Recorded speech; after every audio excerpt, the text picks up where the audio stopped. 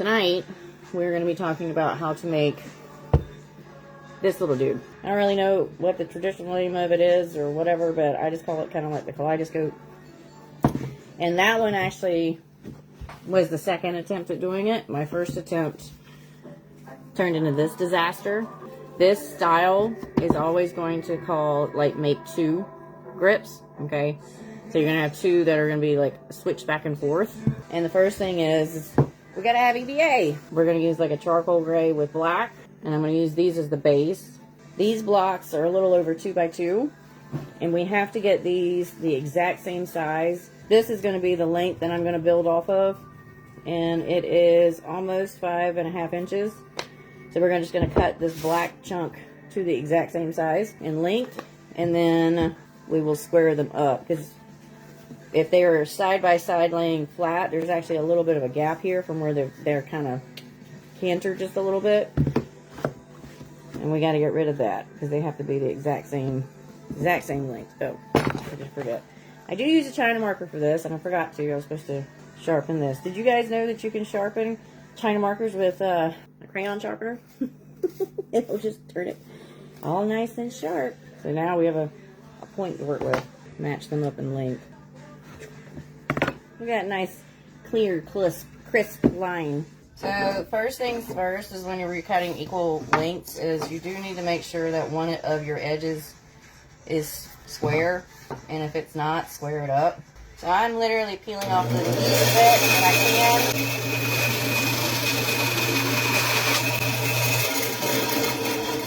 can. Now, these little pieces that I cut off, I keep them. I keep every bit of this stuff because you can use these for inlays and stuff. I have a couple totes now that are full of just scrap EVA because you never know when you might need something that's that small. Alright, so now I've got an extra chunk. I need to make sure that these actually are the same length. And that one didn't take off a little bit less. One is a little bit shorter. Obviously, you wouldn't be cutting from 2 scraps if you were doing this. You would just be cutting 2 blocks 2 size, which is where this one is slightly different. If you were cutting straight off your block, you go zoop, zoop, and you'd be done.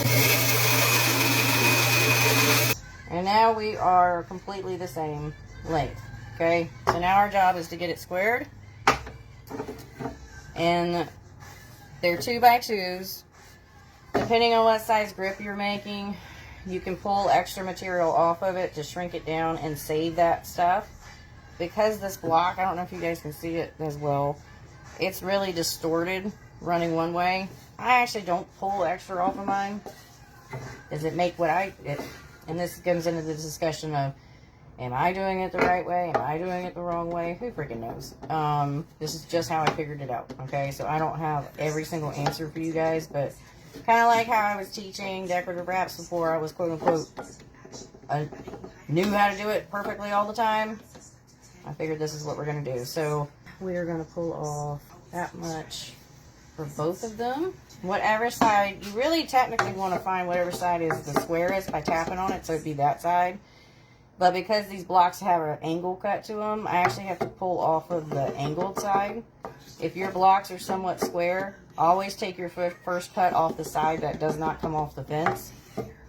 I'm doing extra.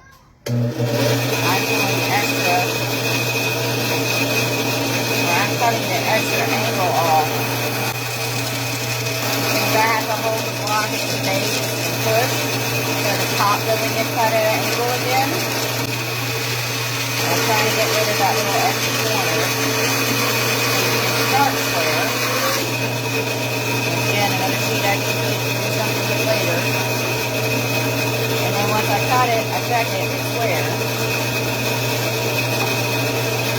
That side's not.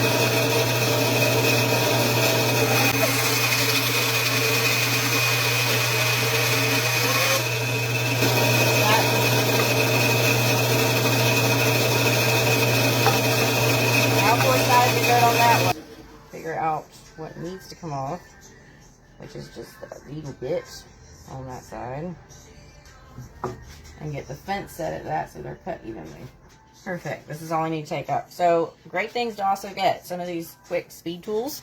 I got them. It's the quick fence alignment system. They're magnetic. They hang on your, literally stay up here. I use the 8th majority of the time, to be honest. I got some setup blocks from Amazon that does a wider variety. I think maybe they were $20 or $30.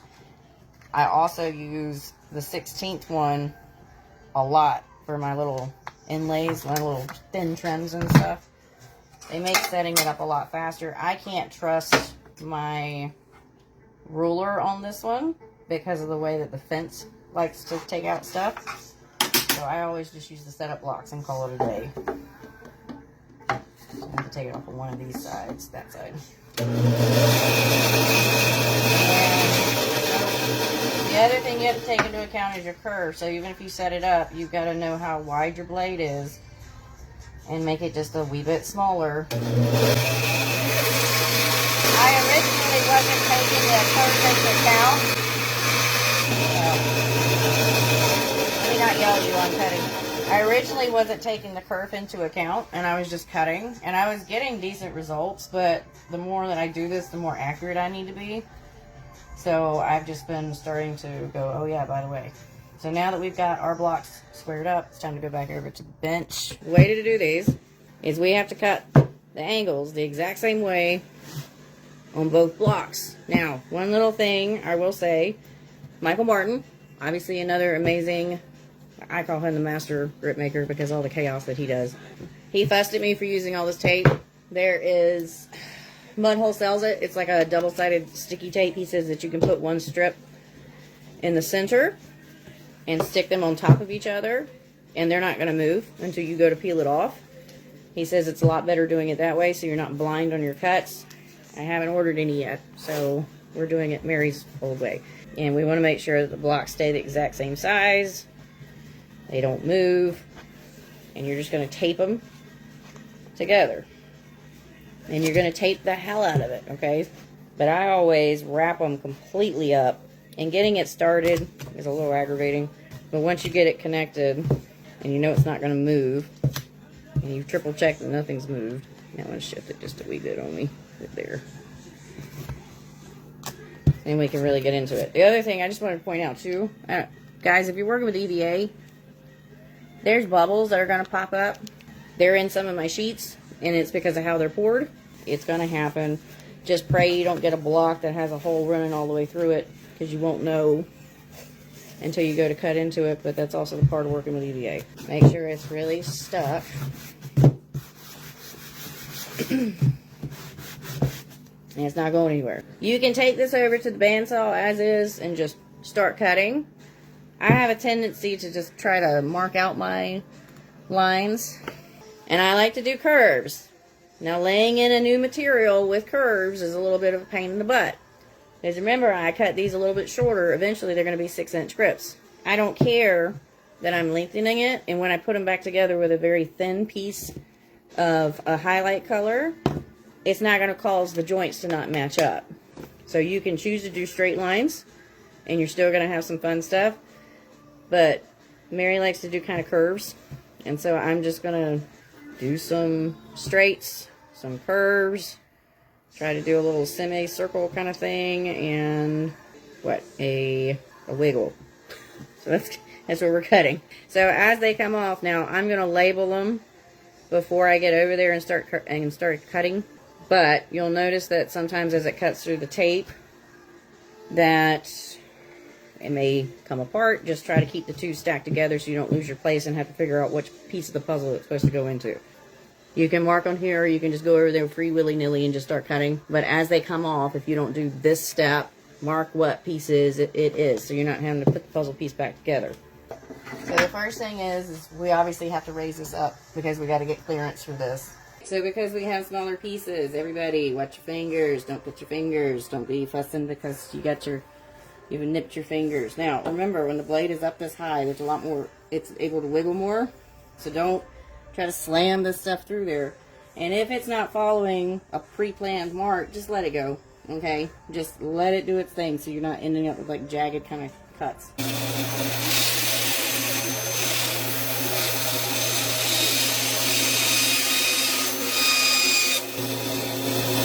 That piece comes off. You still have one over here.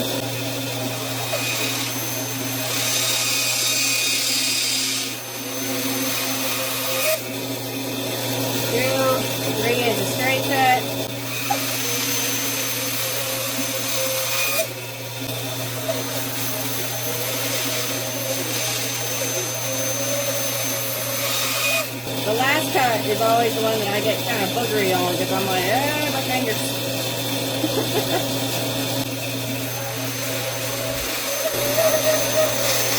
As it comes around, it gets really close. And that's the one I'll usually change the cut on every single time, so I don't get it close to my fingers. So I have, this is a part of a block. You can tell that I've already been cutting strips off of it. So we're gonna reset. I wanted to go ahead and get it cut while I was over here so we weren't going, oh yeah, we gotta go back. And we're going to use the 16th spacer. These are not magnetic, so they can be. The other thing is, if you don't have a 0 clearance, get one.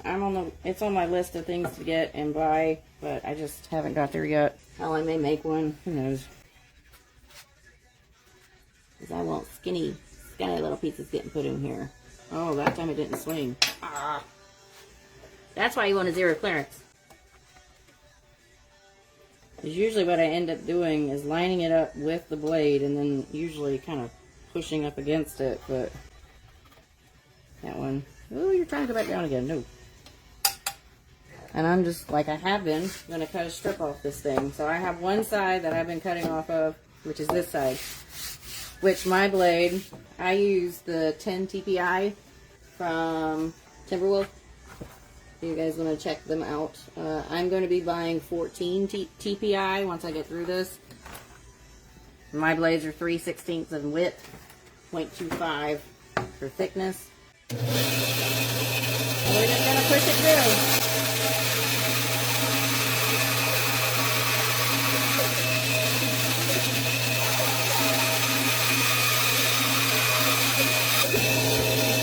Oh, that turned out beautiful. Look. Woo! I'm going to cut 2 while we're here, since we got 2 bricks that we're doing.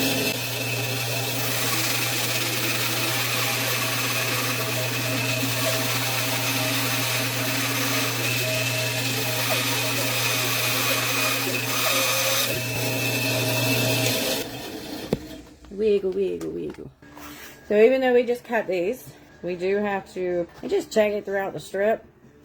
Okay, because sometimes we can accidentally have it cutting at a curve, or maybe when you stop to go to push it forward, kind of eats out a little bit. Like right here in this section right here went to 1. So I need to see where it starts to shrink, which is right there. No fancy tools required because it's so thin, you can just cut it with a pair of scissors. Back up at 1.5 there. So we just had a little skinny section there. That gets tossed to the side.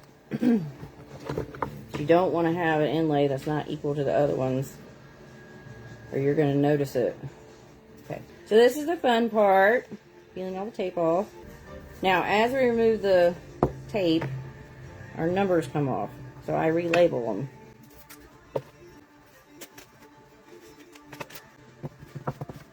And we're going to put these together with their colors first. That's 3. That's 3. 4. Now, the reason why we're marking them is because when we go to glue them, we're going to have them all spread out. We need to know what order they go back together. Because nothing's worse than going, oh crap, I stuck it to the wrong one. So that's what our blocks look like when they've been switched. Now, before we start gluing this, we're going to take all these little strips and we're going to stick them in all of these little slots. So this is where we start gluing. Alright, so we're going to just, and I like to do these little pieces just a wee bit longer. So I have to trim them off, and so I size them per section, and we're going to glue them in. And no, I'm not taking any material out, because I'm not matching up to a joint currently. And I also don't care that the block gets longer, because I want it to get longer. Remember, we cut it just right around, like, it's about 5.5 inches where it got cut.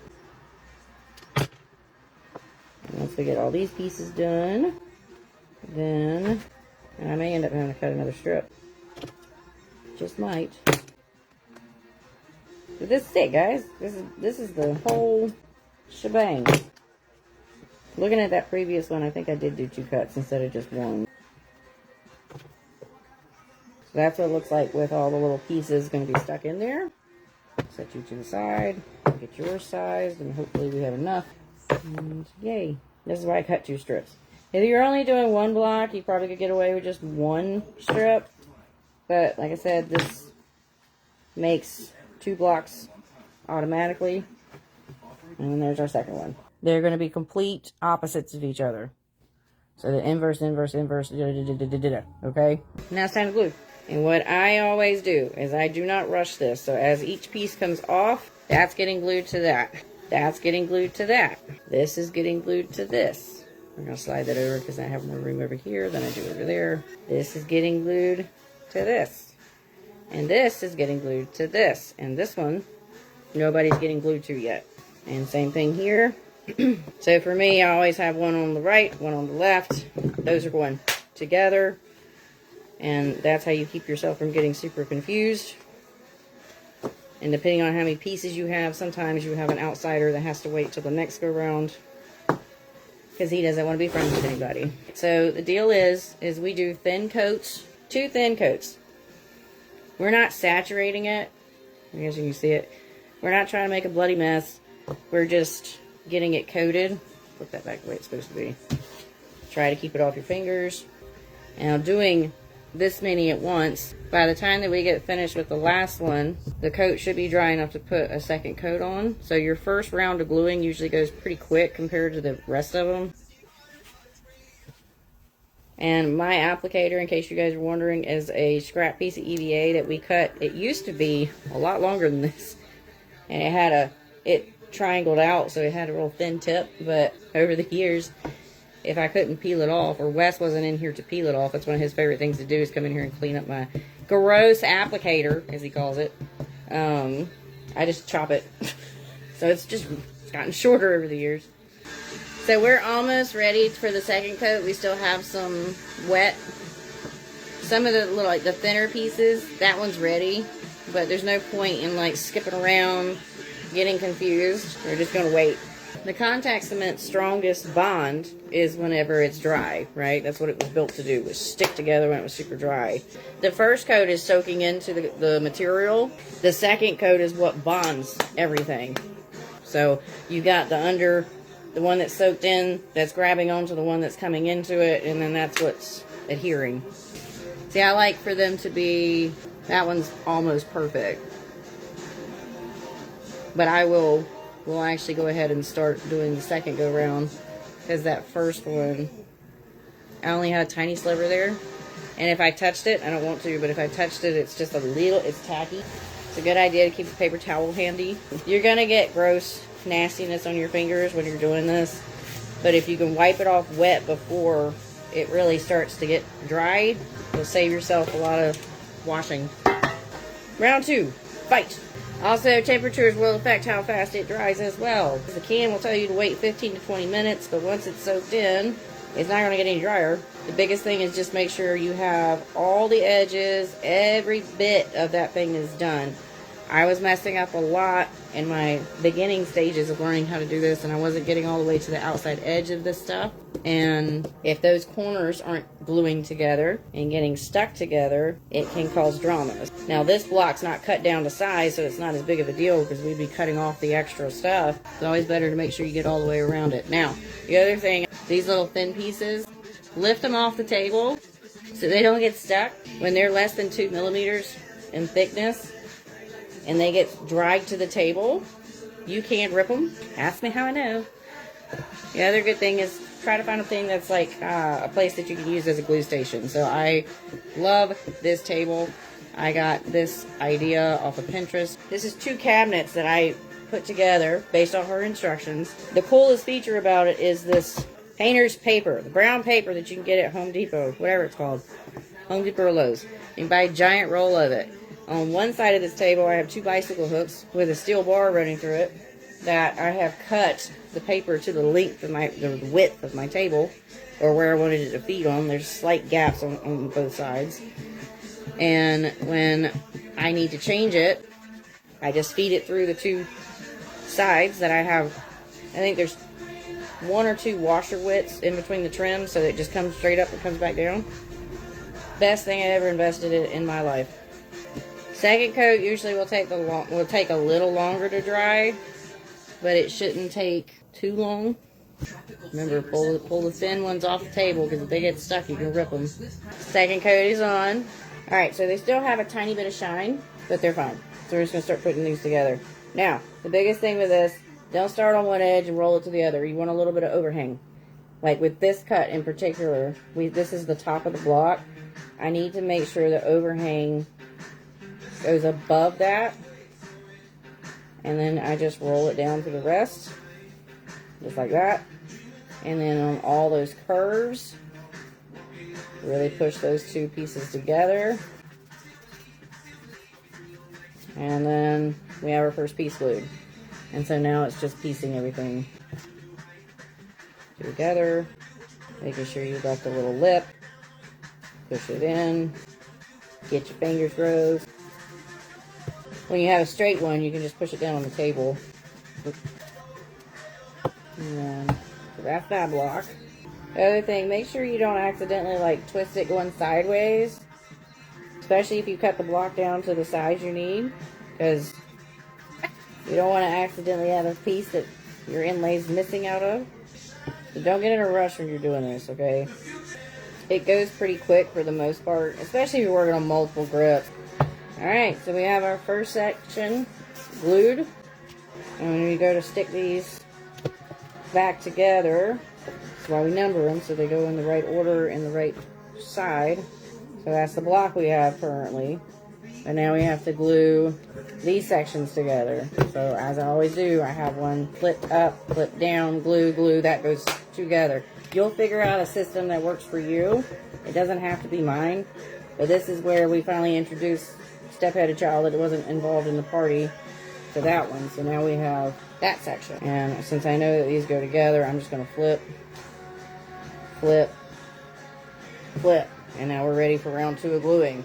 And then once those go together, you'll have another round of gluing, and then that section will go together. I'll end up doing a second cut.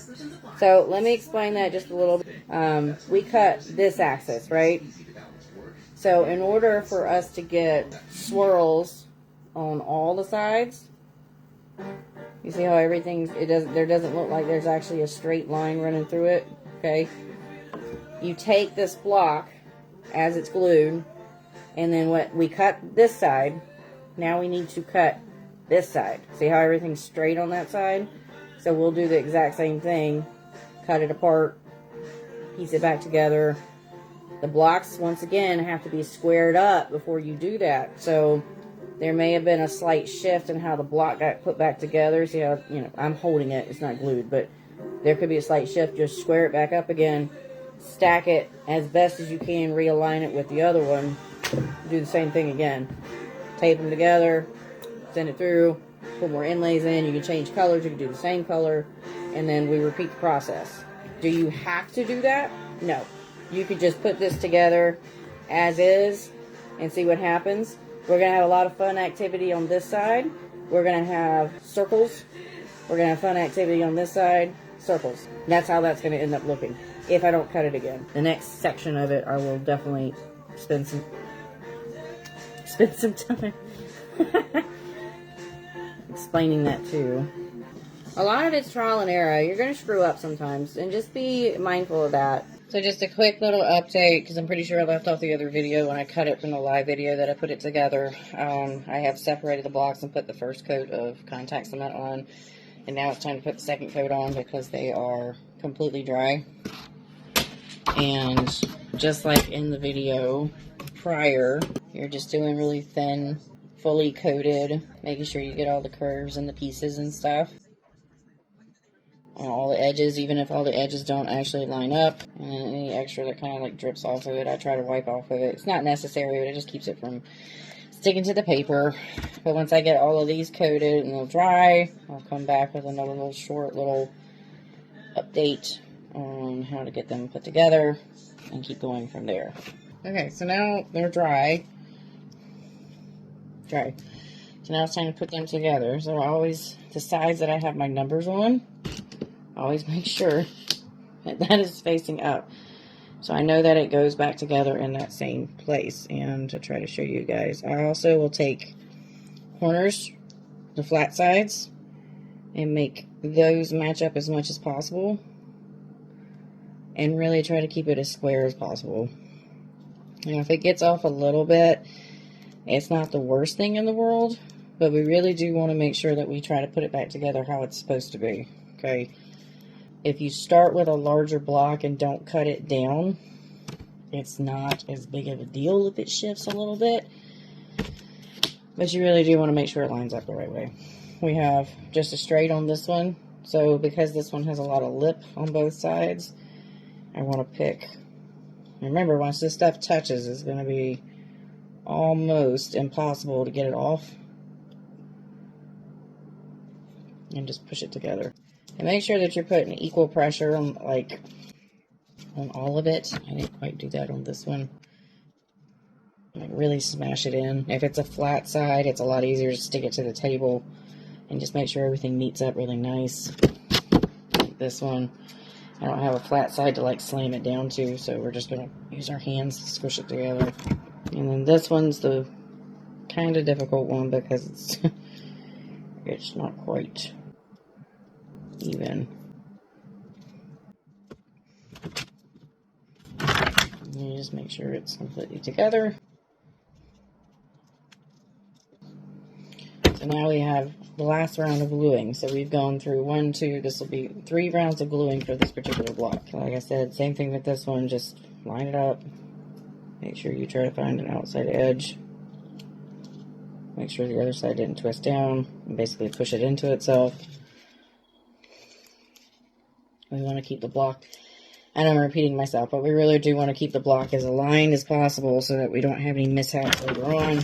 Because nothing's worse than we cut the block down, so we didn't waste as much material, but then we have to cut more off than we have available to turn. And then you might as well just go ahead and start over, because at that point it's a lost cause.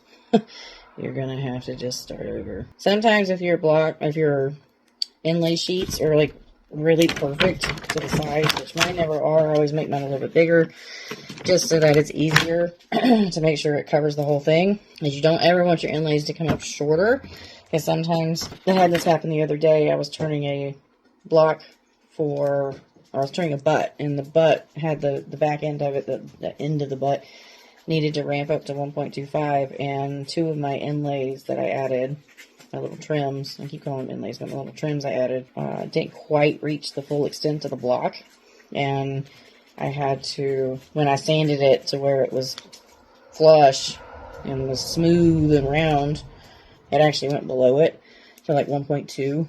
And I contacted a customer and I was like, hey, I got to make you another butt. And he's like, no, well, what is it measuring at? And I was like, well, it's at this. And he's like, oh, don't worry about that. It'll be fine. So he ended up accepting it. I was totally happy to make him another one. I actually argued with him for a little while, and then he's like, no, it's fine. So I just put it away. Anyway, so now round 3, we'll come back after I put all the glue on, because that's the same thing over and over again. We'll piece the block together, and that will be the end of how this goes together for its first cut. One thing I forgot before I headed out. So we now have 3 pieces to glue, okay, to put together to make the block. So instead of just going this and then adding an extra glue session, we don't need to, unless that just makes you comfortable. What I'll do is I'll keep this block flipped sideways and contact cement, contact cement, contact cement, contact cement, so I can put that whole block together and save me a step. It's more efficient. So you don't have to do one, put it together, and then flip it, and then put that one on there, unless you just want to. I started that when I was first doing the things, because it was just easier for my brain to process. But you can contact cement, contact cement, contact cement, contact cement, and then glue it together. Alright, so it's the last glue up. The second coat has completely dried. Once again, it's just be careful. So I'm actually going to line up the top, because that's a little bit easier for me. And we still had a slight shift in the block. That's okay. I'm not going to push down on it too hard, because I have this one that still needs to go in there. Same thing with this one. Now, because that's a curved piece, that one gets a little tricky, but just do your best to lay it in there, you know.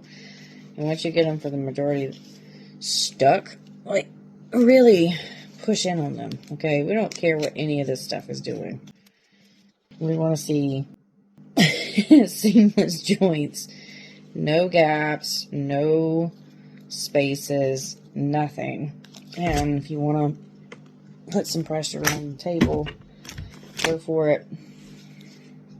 And this is what it looks like glued up. So that's the first block. Now on to the second one, same thing. Try to keep the dang thing straight so you're not having to eliminate. And sometimes you get lucky, you can pull it apart. Majority of the block. That one connected almost. Push this one in. Alright, so here's a great example of what happens. See how I've got a gap up there? That part twisted. So what I'll do is I'll turn that one side and kind of rotate it into itself. It's sticking because I have all this contact cement on the table. And then we just smash it in. Now, what we'll do over at in part 2 is we'll re-square this block up so that we can do our second cut. So after your first initial cuts and putting your inlays in, you should have 2 blocks that look similar to this. And then part 2 we'll move on to, we cut this axis on both sides, we'll rotate them and cut this side. See you in part 2.